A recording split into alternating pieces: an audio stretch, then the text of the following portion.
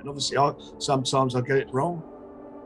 Sometimes I get it wrong. Sometimes I get it right. You got it wrong on Saturday, Frank. I know. Listen, let's look. Hands up, mate. Not only did I get it wrong, I've got it dramatically wrong. Keep your fingers crossed. You keep winning, and maybe we can do a world title fight up there. That's music to my ears, that is, Frank, as well. I speak to Dom, and Dominic said, you know, he's really down, but he wants to get back. He said he went back to the gym the following day. You know, so he's obviously, you know, he's got to do what fighters do. He's got to get over it, learn from it. All right, welcome to the Lowdown, brought to you by Unibet. I'm Dev Sahni, and today we've got a special episode of the Lowdown. Today, it's not just the Hall of Fame boxing promoter Frank Warren who's joining me. As if that wasn't enough, we've also got the newly crowned British and Commonwealth super middleweight champion, Lennox Clarke. He's fresh from his win over Willy Hutchinson over the weekend, and he's hyped, he's buzzing. Here's my chat with Frank Warren and Lennox Clarke. Frank Warren, Lennox Clarke, thank you very much for joining me on the Lowdown. Champ, I'm going to come to you first. The last time I spoke to you in a digital setting, you were telling Willy Hutchinson exactly what you were going to do, and then you did it. Has it sunk in? Yeah, well, yeah, man, I'm enjoying it. I really am. You know, I had full belief that I was going to do that. You know, fully fit. I've got my right hand back now. Obviously, I boxed the last idiot you had on the show. Like, obviously, I only had one arm. So I'm happy that I belted Willy with a right hand and I hurt him to show, look, I'm back now. And I'm fully capable of, you know, taking people out. Frank, what did you think? It was a tremendous performance, you know, going into the fight. You know, I make no bones about it. You know, the thing is, I'll get asked an opinion. You'll ask me, and you know, journalists will ask me, you know, who do you think will win? And I'll give my honest opinion based upon what I'm looking at, you know, and the facts there. And obviously, sometimes I get it wrong. Sometimes I get it wrong. Sometimes I get it right. You got it wrong on Saturday, Frank. I know. Listen, let's look. Hands up, mate. Not only did I get it wrong, I've got it dramatically wrong.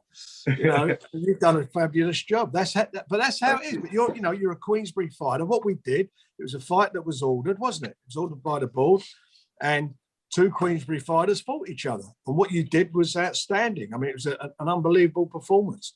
I mean, it's just, you know, explosive. And if I had a hat on, I'd take it off to you.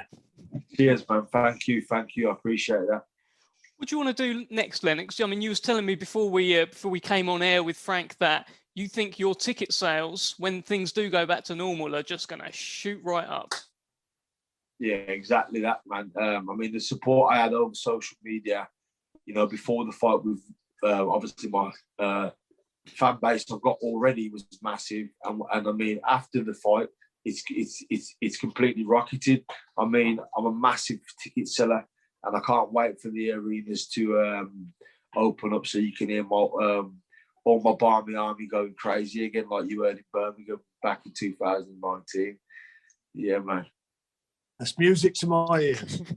I could definitely feel your arenas as well. Well, look, you had a platform, and you've done what, you know. That's what happens in boxing. Somebody is a winner, and the platform which we provided for you, you went out and done the business between two really good fighters. It was a good match, but you've done your job, and you've done it well. So now you got to be onwards and upwards, and we're going to make, you know, fights for you, and hopefully deliver bigger and bigger fights. And keep your fingers crossed. You keep winning, and maybe we can do a world title fight up there. That's music to my ears, that is, Frank, as well. Good. Thank you, man. That's exactly what I wanted to hear. I've been waiting for somebody to get behind me and believe in me so I can show them what I'm capable of, you know. So I really appreciate that. A pleasure. And as I say, well done to you. Cheers, man. Cheers. I'm hearing a lot of music to a lot of ears, which is really nice. Obviously, Frank, Lennox is a Queensberry fighter now. I think that's been done for some time. What's his immediate future looking like? Is this a case of let's get him a British title defence, or are you looking to move him up ASAP, some kind of world rankings? Well, we will get a world ranking after that. There's no doubt about it. But I mean, to be honest, I've not looked at what we're going to do next, but obviously it's got to be a fight that progresses his career, a meaningful fight, and that's what we'll do. And we'll sit down with him and the team and go through it, and then we'll obviously work something out. But the name of the game now is he's got to move on from there. As I say, it was a great win for him, emphatic win, and now he's got to move forward, and that's what will happen. What did it mean to you, Lennox, to wrap the belts around your daughter? I remember that was something you said straight away to me in the post-fight interview. That's what you couldn't wait to do. Yeah, I mean, like, don't forget, being a fighter, your whole family have to go through it with you, and you miss and sacrifice time chilling, spending with them. You know, so we've all won in my house. You know what I mean? All of us have won. So it means a massive, it means massive to all of us. I mean, she was happy I brought the Commonwealth back. She said, "Oh, look, my dad's brought me the rainbow belt back." So that was her favourite one of the two. It weren't mine. Obviously, I like the British title. I like them both, though. Both good belts, both good gifts for your daughter. Is there anyone that you've got in mind that you want to target, Lennox, or are you just happy to just have your career path laid out now by Frank? You are a Queensberry fighter. Yeah, I mean, Errol's hit me with two names, and I'm not sure if Frank's aware of them, but there's one that really excited me because he was quite ranked highly in WBA. Listen, it's not down to me. I'm the fighter, and I'll fight anyone. So we'll speak with Errol and Frank, and we'll just get down to business again. You'll be out in the summer, maybe in June. Perfect, man. Perfect. Listen, Frank, I had 15 months out. Prior to that fight there. I've had a stop-start career, injuries, illnesses, but I'm fully fit now and I'm excited and I want to stay busy. I want to stay banging them out. Well, you keep banging them out and we'll keep you busy. Don't worry about that, mate. Lennox, before I let you go, before I carry on speaking to Frank, is there anything you wanna add? Yeah, man. I want to thank everyone for who's helped me. In the camp, everyone. I want to thank Frank for having me on there. Francis, Errol, all my team, and everyone who supports me. And hopefully we have many more nights like that, and we'll keep everyone smiling. Well, yeah, top man. It was a big double header last weekend. I just want to go back over some of the performances with you. Firstly, Friday night, Dennis McCann against Moreno.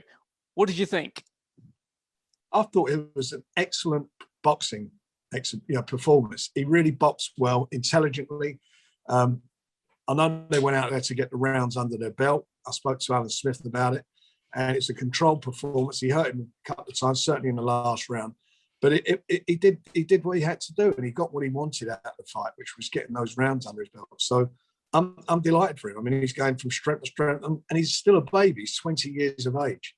So that was good. That's rounds in the bank for him, and we was going to get him out fairly quickly, but spoke to Alan yesterday, and he said he wanted to have a rest. He said he's been training constantly. And maybe, the body needed a rest, too much in the gym. So that's what's going to happen. And he'll be out soon. He's always in the gym. He was always telling me he's 24/7 in the gym. So it's a great attitude. It's a fantastic attitude to have, because you do that, you're obviously, you're fit and you're conditioned. And you're not training to lose weight. You're training for a fight. Yeah, absolutely. Zach Parker was the main event on Friday night. I think... And correct me if I'm wrong, this was the first time you'd seen him box, certainly in person. Were you impressed? It's the first time I see him box in person, and I was extremely impressed. It's a good performance against a guy who's never been stopped before. Tough cookie, and he done a job on him. He showed why he's ranked number 1 in the world. So now, again, we could get him out here fighting June. We just got to keep him moving. And the interesting scenario is going to be who wins out Canelo and Billy Joe. I hope Bill wins. I hope Bill does the job. But he's the number 1. He's got this dream, Frank, of Canelo at Pride Park. Isn't it one of those see it, believe it, achieve it? Listen, everybody should have a dream. And he's please God, can you imagine? That would be a dream. Dream come true. It'll be some night. Brad Foster, his first fight at kind of fringe European level against Alvaro Rodriguez. He looked the part, didn't he? he certainly did. You know, I keep saying it. He's sort of gone under, you know, and I'm probably sound like a broken record as far as Brad's concerned. He's gone under the radar quite a bit. When you think, you know, 0 amateur experience, and he's won, what is he, 15 or 16 fights now, and he's won 15. He's won the Commonwealth, and he's won a Lonsdale belt outright with no amateur experience. That is some feat. It's a tremendous feat, and he's learning all the time. And I was talking to a couple of guys who've been sparring with him, and a couple of trainers, and they were saying that, you know, if you show him something, he'll be sparring, he'll stop, and he'll ask something, and he immediately takes it on board. You know, he gets it, and then he gets to move straight away. And I was, you know, I'm quite impressed with his attitude. He's got a tremendous attitude, and he'll go from strength to strength as well. Yeah, he's all business. Do you think he should be keeping a little eye on what goes on with Michael Conlon and Iona Baluta on our April 30th show? Yeah, of course he should keep an eye on it. It's a bloody good fight, isn't it, down the road? Yeah, no, absolutely. And what about Danny Ball against Sam Gilly? That was a real just a real trade scrap. What a good fight. I mean, you know, it's a shame when it's bloody COVID. You had a crowd there. Could you imagine what the atmosphere would have been like for that one? I mean, that was a cracking fight. They both gave their all. Really good fight. You'd watch that again, wouldn't you? Thought Danny, I thought, you know, both fighters done well, but I think Danny done extremely well. Very, very, you know, smart performance by him. Good boxing. Yeah, absolutely. And what about David Adelaide? Now, firstly, he was in against a late replacement in Dave Preston. You know, credit to the man for stepping in. Look, he was either going to fight Dave Preston or he weren't fighting anybody because his opponent pulled out. But anyway, he was unavailable, and we were very lucky to get the opponent in. Who was, you know, to be honest, you know, stepping up for his first pro fight, it was a bit of a step up, you know. And mind you, David is a novice as a pro. He only had fought. That was his 5th fight. Yeah. But he done what he had to do and done it in style. And we're just going to step him up for his next fight. You know, the name of the game with him was just to keep increasing the level of opposition, which would have been an increase had he had the original opponent. But, you know, step him up again and just keep him thinking. And he's another one. He wants to get there fast, but we've got to just temper it, and he will get there. He will get there because he wants it, and he's obviously got the desire, and he's certainly got the ability. And he's had great grounding over the last 18 months or so, you know, with the sparring that he's had, you know, being in Tyson's sparring camp for his preparation for the Wilder fight. He's also sparred, he's, you know, done quite a few spars with AJ and a few of the other guys. So, you know, he's really, really, really a young man who wants to get there in a hurry. And we've got to just put the reins on, and then when he's ready to go, we'll let him off. I mean, yeah. I mean, how can you do that? How can you put the reins on when he's up in the cameras saying, Nathan Gorman, I want you next, you know? And yeah, but look. And do you know what? If we made that fight tomorrow, he'd have it. But it's too soon. It's, you know, Nathan had a tremendous performance, by the way. Yeah. I mean, he looks extremely good, didn't he? He's got great hand speed.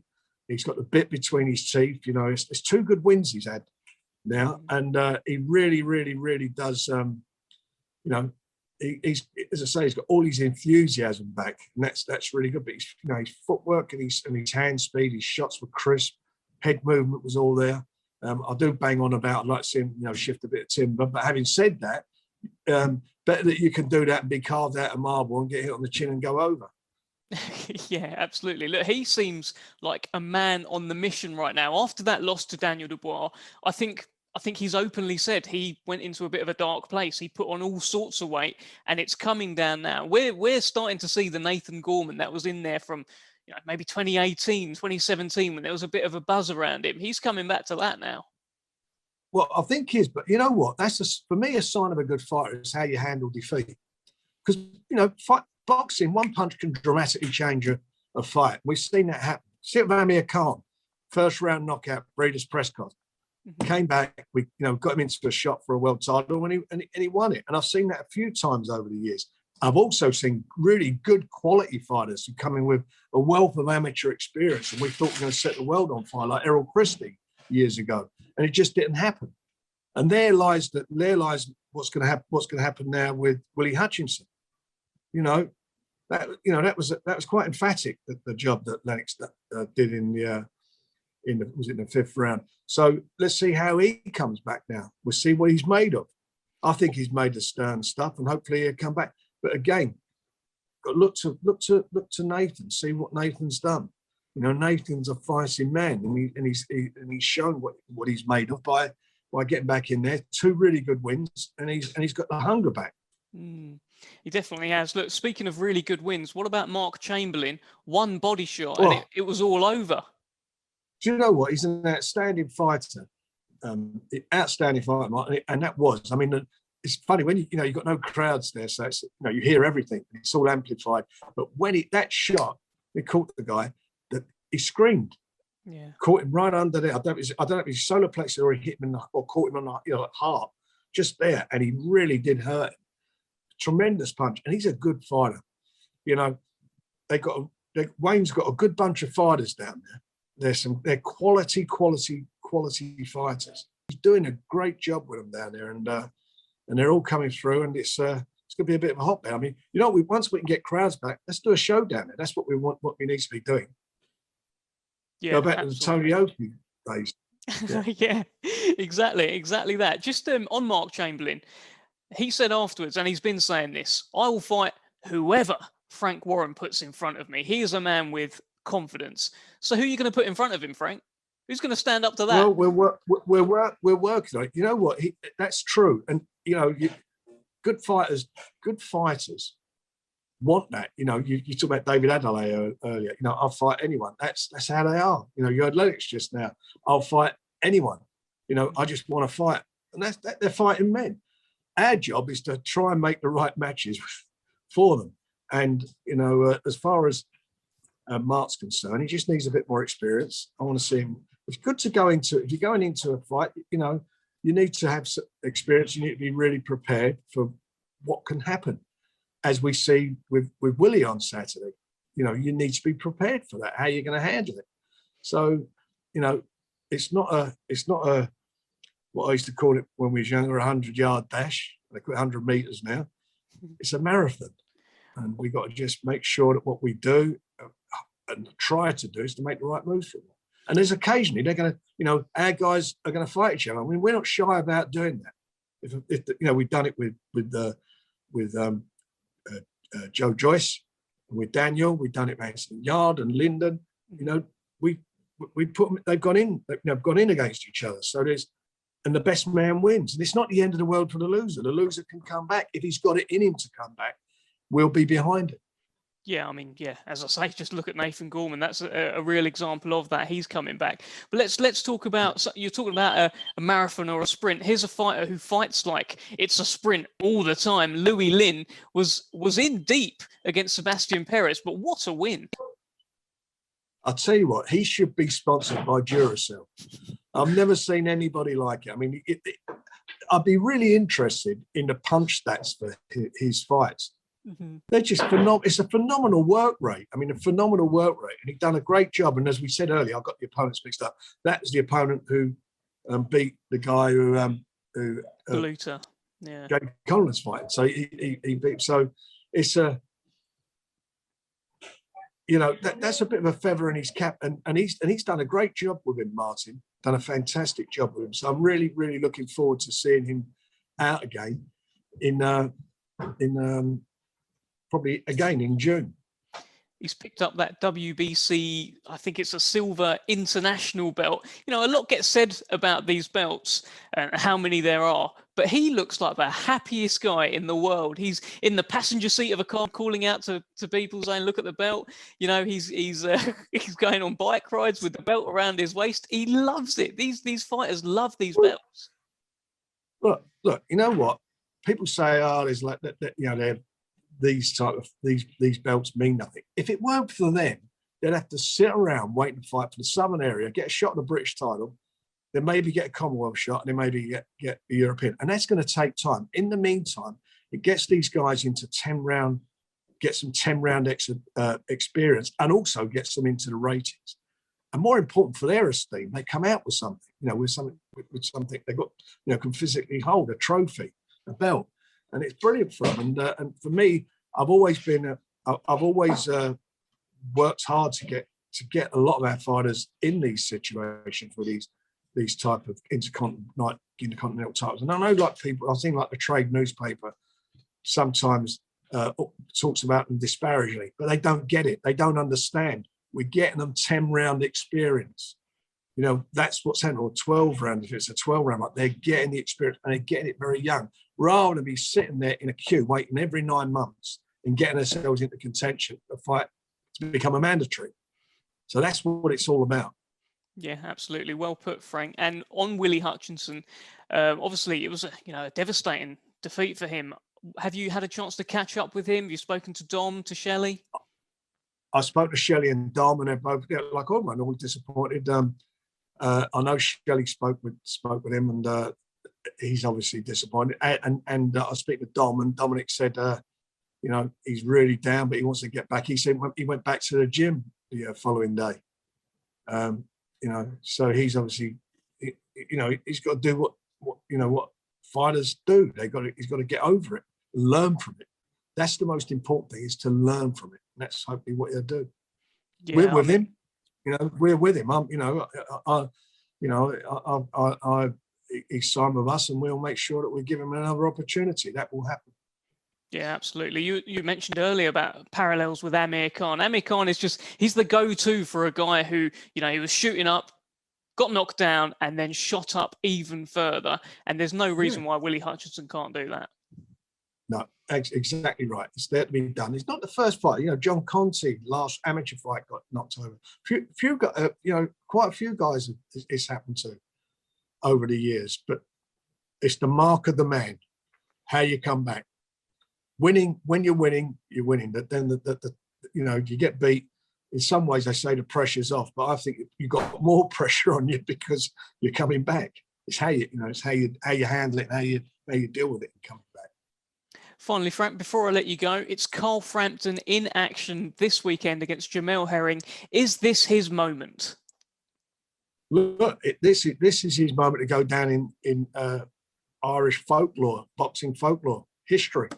This is his moment. He'd be the first Irishman to ever win 3 world titles at 3 different weights. So it's all there for him to do. It's a tough fight for him, but I think he can do it.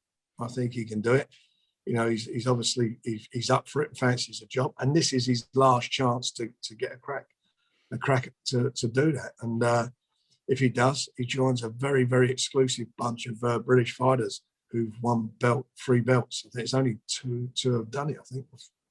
Yes. I know Duke McKenzie and Ricky Burns. Yeah, it's a very short list and it's very prestigious. Just on that, Frank, obviously the fight initially when it was announced was scheduled to be on BT Sport. It was going to be at the end of February. It's now on Channel 5 this weekend. Can you just let us know why that is? Well, the fight was supposed to take place last June. We announced it nearly a year ago, and it's been postponed 3 times. Unfortunately, the scheduling problems of it was all we were told in January we couldn't do the fight on the 3rd of April. There was a problem with the date, and that's where we are. So now, and we couldn't shift it anywhere else, and the WBO would not let the fight go past.